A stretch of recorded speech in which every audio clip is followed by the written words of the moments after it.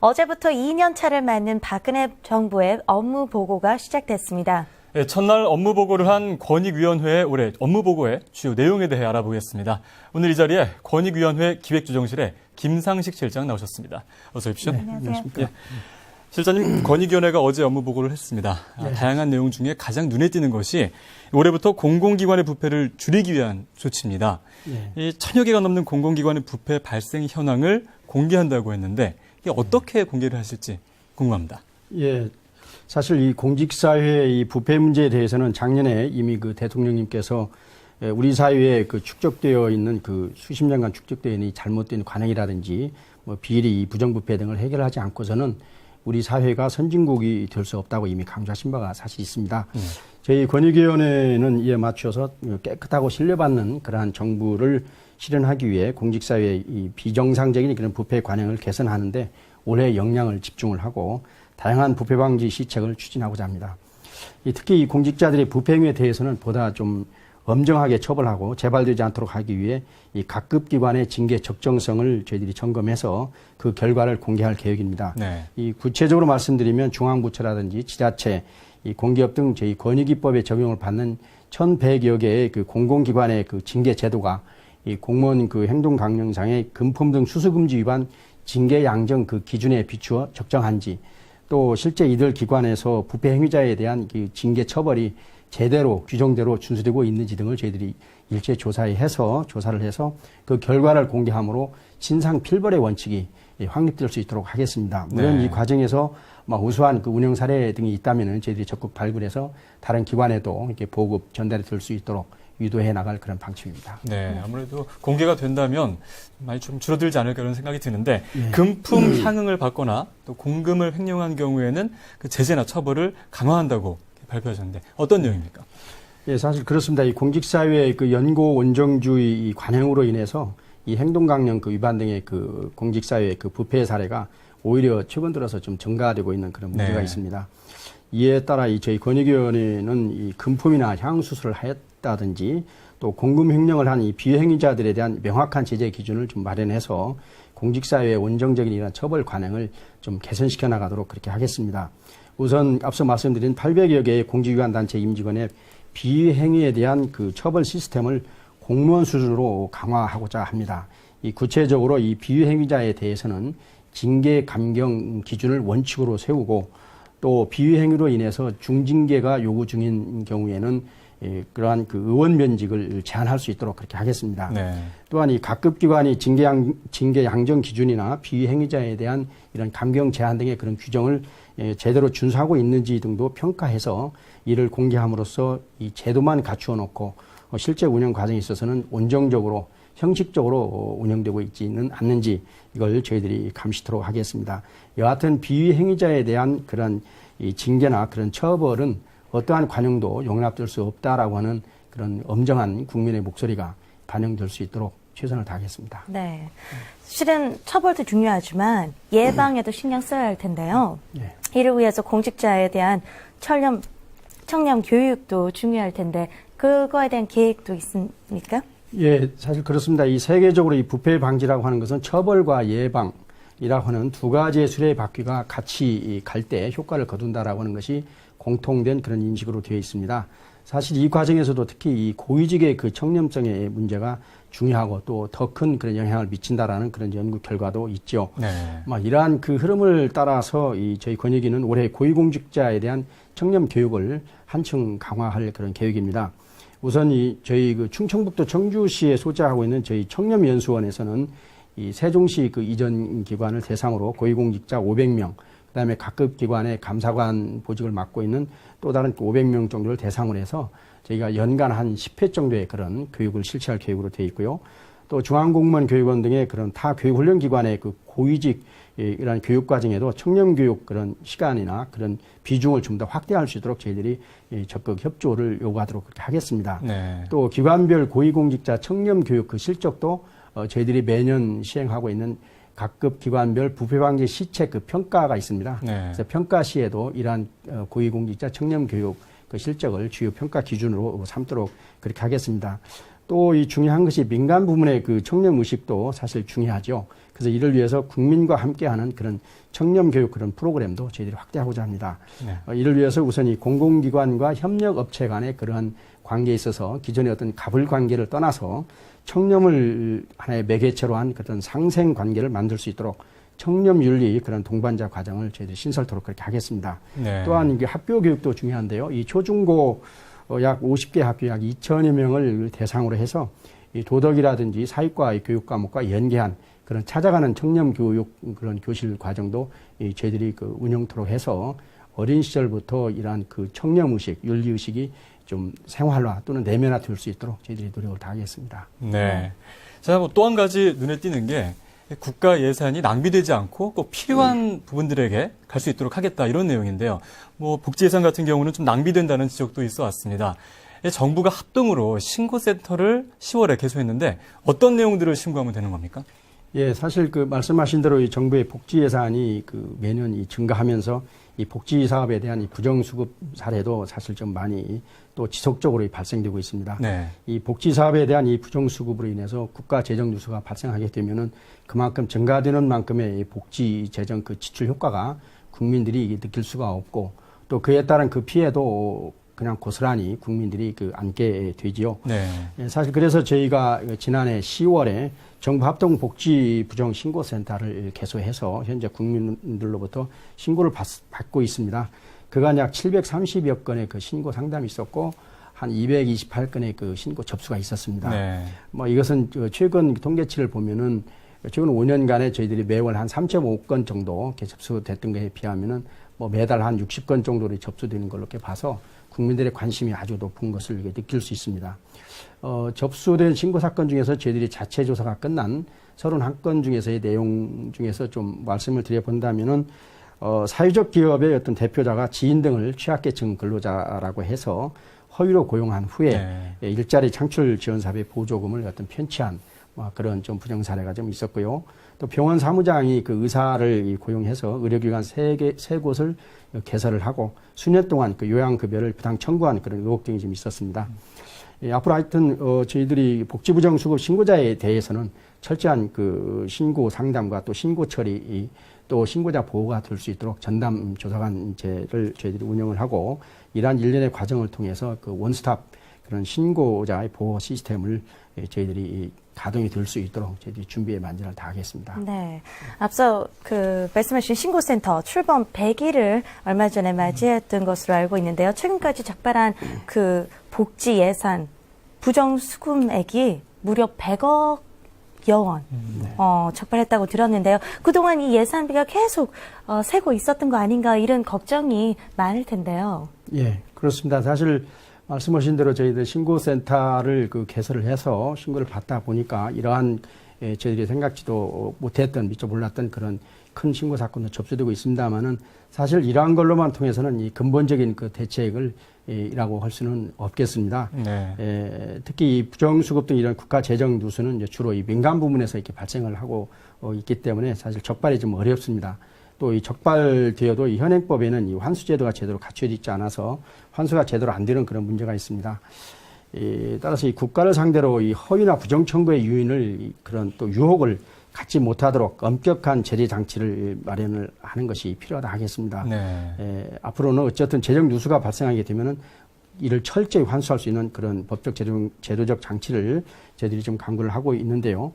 어쨌든 권익위는 허위부정 청구에 대한 이런 신고 제도의 활성화와 함께 앞으로 이 허위부정 청구로 인해서 발생되는 국고 손실액이 있다면은 이것을 전액 환수할 수 있도록 하는 그런 시스템을 마련할 계획입니다.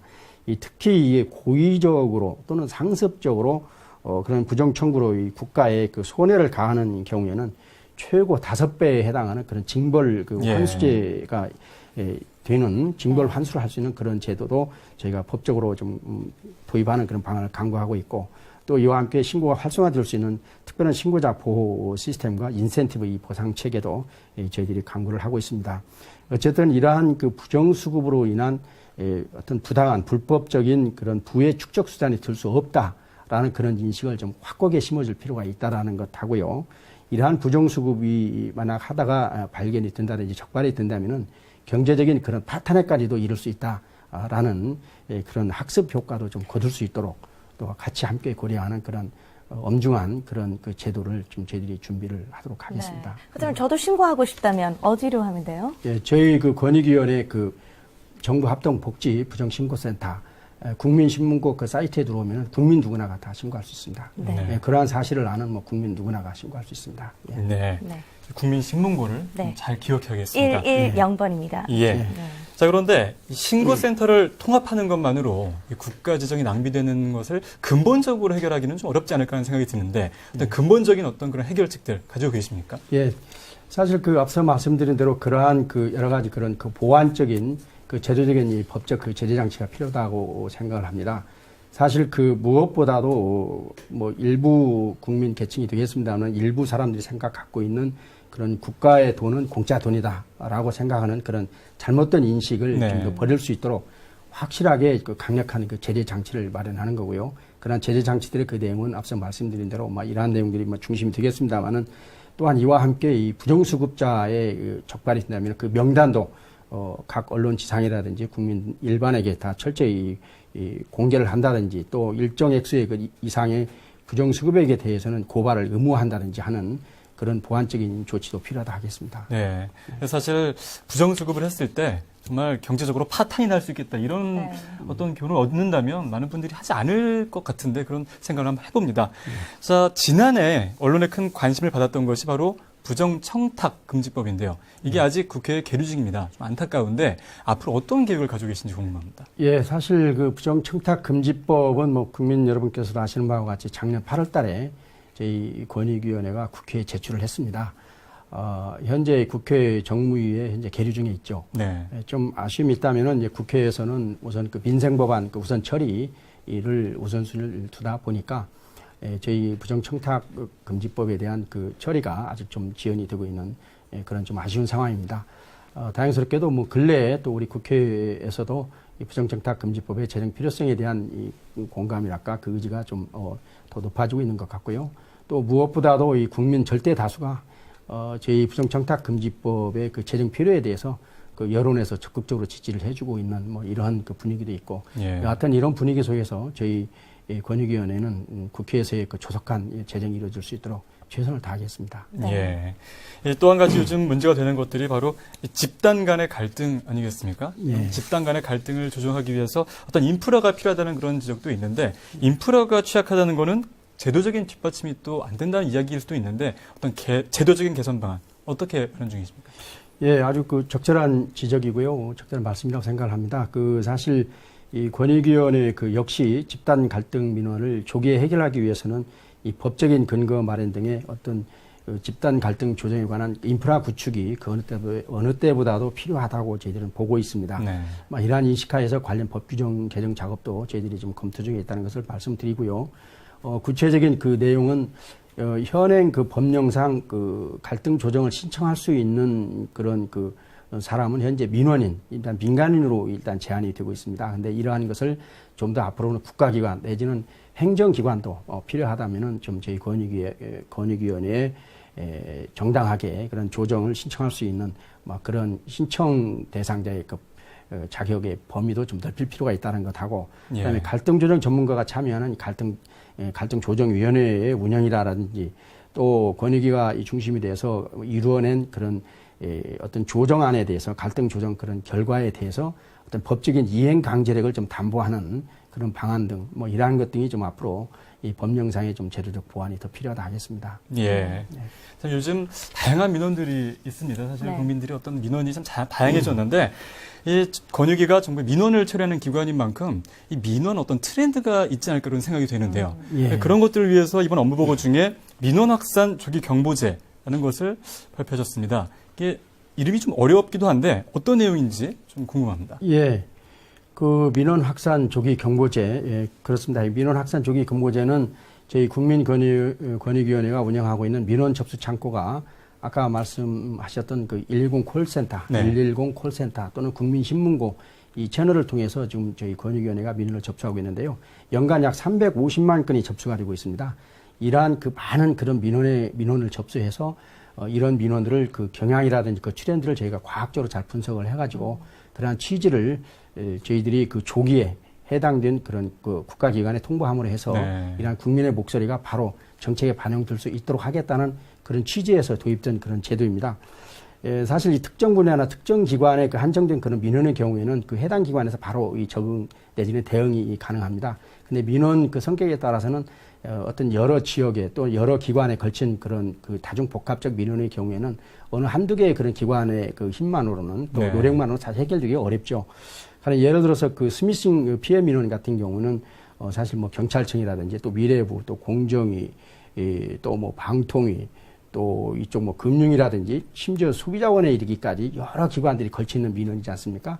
막 이러한 민원의 경우에는 사실 이들 중에 한두 개 기관만으로는 사실 해결이 좀 어렵죠. 예. 그래서 이러한 그 복합된 그런 기관들의 그런 그 다중적인 그런 노력이 필요한데 뭐 이러한 경우에는 저희들이 이러한 민원의 동향을 빨리 파악을 해서 어떤 우리 그 정부 내에 그 정책 조정 기관에 할 수 있는 국무조정실이라든지 이런 데 빨리 조속히 저희들이 그 관련 정보를 제공함으로 해서 해당 기관들이 서로 합동해서 빨리 민원을 조기에 이러한 갈등 민원이 확산되는 것을 조기에 막도록 하겠다는 그런 내용이 되겠습니다. 이 조기 경보제의 이러한 그 발령 그 기준은 저희들이 그 민원의 어떤 규모라든지 네. 또 민원의 어떤 그 지속 기간이라든지 또 추세 막 이러한 것 등을 종합적으로 이 분석을 해서 관심 단계 또 유의 단계, 경보 단계 이 3단계로 구분을 해서 저희들이 그 관리할 계획이고요. 예. 사실 이게 저희들이 이제 그 소프트웨어 프로그램을 지금 개발해서 좀 시험 운영 중에 있는데 금년 5월부터는 본격적으로 가동할 그럴 계획입니다. 가령 예를 들어서 지금 작년에 그 위례 그 신도시 민원의 경우를 저희들이 분석을 해본 바가 있는데요. 예. 작년 1, 2월의 경우에는 이 주거, 교통, 교육이라고 하는 이 세 가지의 민원이 1, 2월에 그 발생된 바가 있습니다. 네. 그래서 이때 당시에는 저희들이 관심 단계로 관리를 하고 있다가 가령 3, 4월 두 달간에 걸쳐서는 이 세 가지 민원이 막 복합적으로 약간 증가하는 그런 상황이 저희들이 읽을 수가 있었죠. 예. 이때는 유의 단계로 관리가 되고 그 이후로 4월 이후로는 또 민원이 수그러드는 그런 진정 단계에 있을 때는 저희들이 관심 단계. 그런데 이게 8월 이후부터는 그 그래프상에서 보시는 바와 같이 화면에 지금 예, 나오고 있습니다. 예. 우리 그 교통 관련된 그런 그 민원이 아주 네. 폭증하는 4개월에 예. 걸쳐 폭증하는 그런 상황을 읽을 수 있습니다. 이러한 경우에는 저희들이 경보로 분류해서 예. 해당 기관에 적게 또 신속하게 통보해서 여러 기관들이 같이 합동으로 그런 민원을 해결할 수 있는 궁금한 게 그런 다양한 제도가 어떤 그런 방법들, 다양한 그런 어떤 사례에 있어서 비슷한 어떤 유형이 나오나 보죠? 예, 그렇습니다. 저희들이 그 민원의 어떤 그 발생 추이를 이렇게 보면은 그 하나의 그 지역이라 하더라도 걸려 있는 그런 민원이 복합 다중적으로 발생되고 또 그 예. 민원을 해결할 수 있는 또 그 민원에 대해서 그 책임을 지고 있는 기관들이 복합적으로 발생되는 막 그런 또 특이한 현상도 찾아볼 수가 있죠. 그러한 민원에 대해서는 저희들이 이 특이 민원이라 해가지고 저희들이 관심을 갖고 들여다보고 있습니다. 네. 자, 지금까지 권익위원회 기획조정실의 김상식 실장과 함께 올해 권익위원회 업무 보고의 주요 내용에 대해 알아봤습니다. 네, 오늘 도움 말씀 감사합니다. 감사합니다.